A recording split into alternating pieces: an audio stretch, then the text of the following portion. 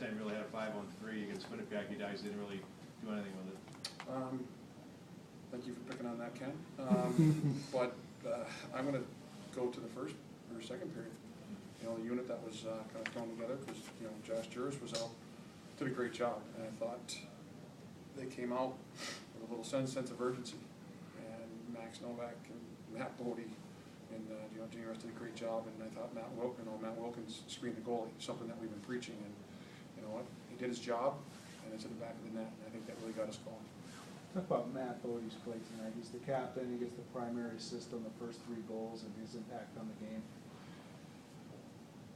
I think he was rewarded, you know, by his assist tonight from the game before, because he was doing the little things that the coaching staff's been, you know, showing, and that just tells the type of leader he is, because he's coachable, and but his defensive plays, the past 2 games has been dynamite, and I think his offense has, you know, at least tonight, you know what, he was a benefit of that. The 5-on-3, getting back to that, you guys were patient, working the puck around, but just in case of trying to find that right good shot where Wayne Simpson had tons of getting it.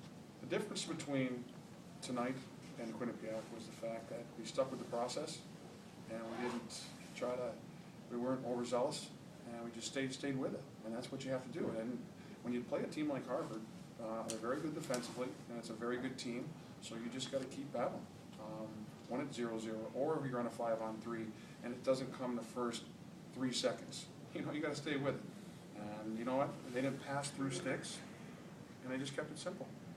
But the defensive effort tonight, Grosnick had a good look at all the shots and everything.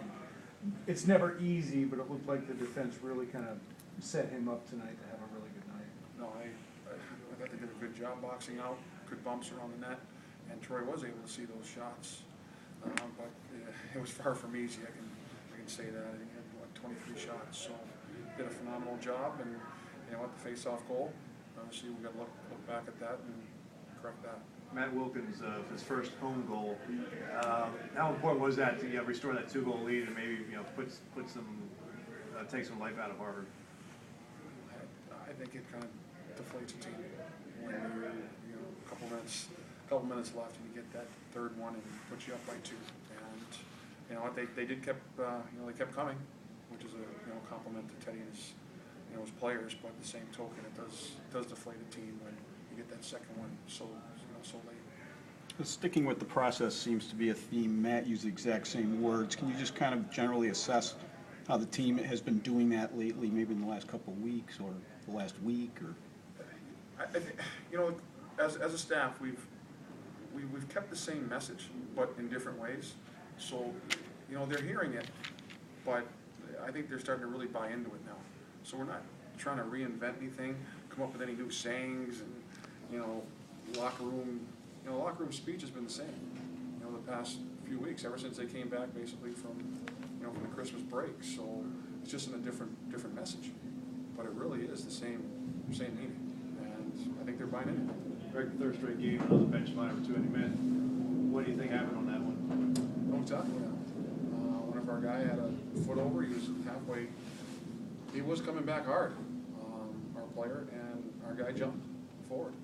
And you know what? It's going to be a little tough skate there on old Thursday, for the coaching staff as well. Because again, that's a team penalty, and the coaching staff is going to be held accountable just as much as players are.